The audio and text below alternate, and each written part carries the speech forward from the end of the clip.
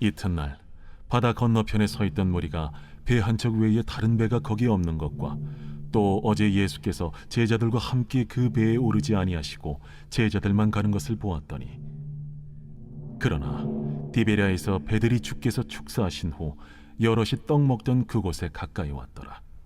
무리가 거기에 예수도 안 계시고 제자들도 없음을 보고 곧 배들을 타고 예수를 찾으러 가버나움으로 가서 바다 건너편에서 만나 라삐야, 언제 여기 오셨나이까? 내가 진실로 진실로 너희에게 이르노니 너희가 나를 찾는 것은 표적을 본 까닭이 아니요 떡을 먹고 배부른 까닭이로다. 썩을 양식을 위하여 일하지 말고 영생하도록 있는 양식을 위하여 하라.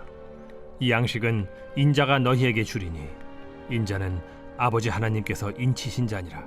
오늘 또 주님이 우리와 함께 하시는 임마누엘의 축복이 여러분과 함께 하시기를 기원합니다. 오병이어의 기적을 체험한 무리들이 이튿날 다시 예수님에게 왔습니다. 이미 계신 곳을 알고 나온 것이 아니라 예수님을 찾으려는 목적으로 배를 타고 가버나움까지 와서 찾고 찾은 끝에 예수님에게 나온 것입니다. 그런데 이런 열심을 보인 무리들에게 예수님께서는 26절에서 내가 진실로 진실로 너희에게 이르노니 너희가 나를 찾는 것은 표적을 본 까닭이 아니요 떡을 먹고 배부른 까닭이로다. 이 말씀은 칭찬이 아닌 책망조의 말씀을 하고 계십니다. 근데 이 앞서서 14절 15절 말씀에서 예수님께서는 표적을 보고 자신을 임금 삼으려고 한다는 이유로 이 사람들을 피하신 바가 있습니다. 그런데 오늘은 떡을 구하러 나왔다고 나무라고 계신 것이죠. 평소에 가난하게 살던 이 사람들이 예수님으로부터 넉넉한 음식을 받은 후에 이것만 더 받기를 목적하고 나왔다는 것입니다.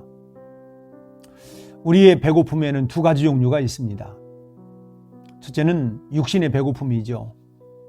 육신의 배고픔은 허기진 배를 채울 수 있는 음식을 먹으면 간단하게 해결되는 배고픔입니다. 음식이 없어서 굶어 죽는 상황이라면 간단한 문제는 아니지만 그렇지 않다면 약간의 음식으로 해결될 수 있는 것이죠. 둘째는 영적인 배고픔이 있습니다. 영적인 굶주림은 음식으로 해결되지 않습니다. 돈과 명예로 해결되는 것도 아닙니다. 인생의 허무와 공허에서 오는 이 갈증은 어떤 물질적인 것으로 충족시킬 수 있는 배고픔이 아니기 때문입니다. 바로 그 좋은 예가 주 60년 이후에 로마 사회에 사치가 아주 심했다고 합니다. 당시 로마의 고관 대작들은 더 많은 음식을 먹기 위해서 구토제를 마시고 일부러 음식을 토해낼 정도로 그렇게 먹고 또 토해내고 그랬다는 것입니다. 그럼에도 불구하고 그들은 만족하지를 못했습니다. 왜냐하면 그들은 엄청나게 부유하면서도 영적으로는 무서울 정도로 굶주려 있었기 때문입니다. 예수님께서 무리들을 지적한 것은 자신들이 영적으로 굶주려 있는 것은 깨닫지 못하고 물질적인 것에만 관심을 가지고 있었다고 하는 것입니다. 그러기에 관심을 돌려 영적인 굶주림에 관심을 가지라고 하는 말씀입니다.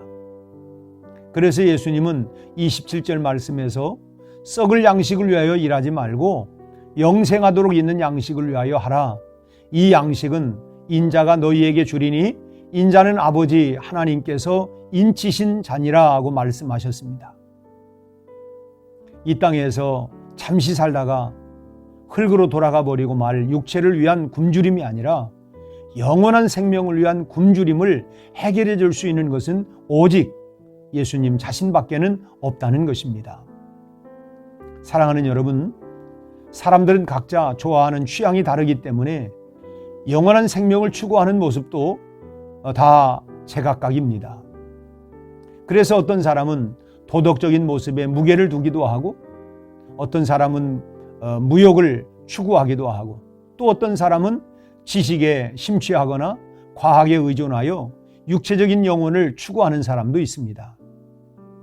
그러나 이런 것이 구원을 가져다 주지 않기 때문에 이런 것으로는 영원한 생명을 얻을 수 없습니다.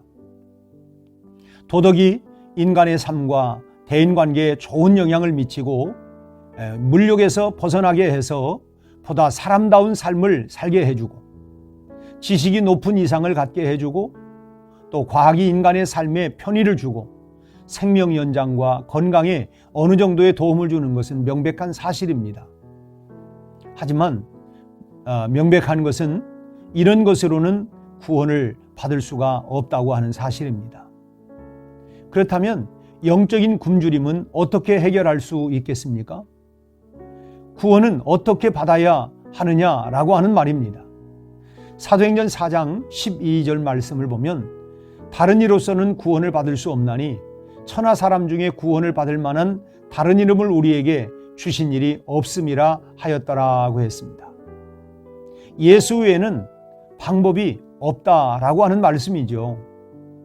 그러므로 예수님께서 내가 곧 길이요 진리요 생명이니 나로 말미암지 않고는 아버지께로 올 자가 없다고 말씀을 한 것을 우리가 기억하고 한시적인 육체의 굶주림보다는 영적인 굶주림에 관심을 가지고 사시기를 바랍니다.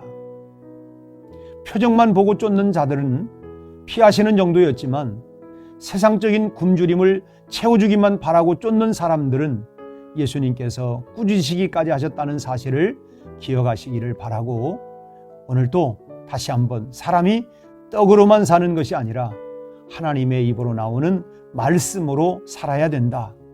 오늘 영생을 얻는 영혼에 대한 목마름과 굶주림으로 또 그 말씀으로 풍성히 채워지는 복된 하루가 되시기를 축복합니다. 기도하겠습니다.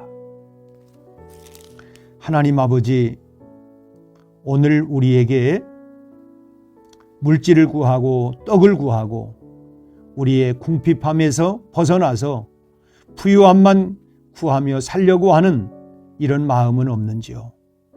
우리가 주님 앞에 나와서 구하는 것도 우리의 필요한 바로 일상적인 그런 생필품, 우리의 생활, 보다 나은 삶을 위해서만 구한다면 이제 우리의 시선을 바꾸어서 영혼을 위해서, 영적인 굶주림을 위해서 우리가 찾고 구할 수 있는 이런 열심과 이런 믿음과 이런 사모하는 마음을 우리에게 주시옵시고 주님이 말씀하신 사람이 떡으로만 사는 것이 아니고 하나님의 입으로 나오는 말씀으로 다시 한번 풍성하고 부유해지는 우리 모두가 되게 하여 주시옵소서.